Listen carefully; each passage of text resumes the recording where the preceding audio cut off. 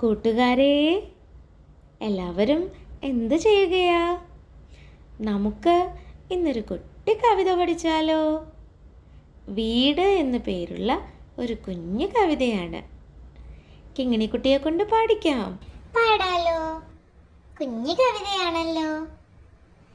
വീട് നല്ല വീട്, ഞാൻ വരച്ച വീട്, എന്തു നല്ല വീട്, എൻ്റെ സ്വന്തം വീട്. വീട് നല്ല വീട്, ഞാൻ വരച്ച വീട്, എന്തു നല്ല വീട്, എൻ്റെ സ്വന്തം വീട്. കൂട്ടുകാരെ, നമുക്ക് ഒന്നിച്ച് ഒരു പ്രാവശ്യം കൂടി പാടി നോക്കാം.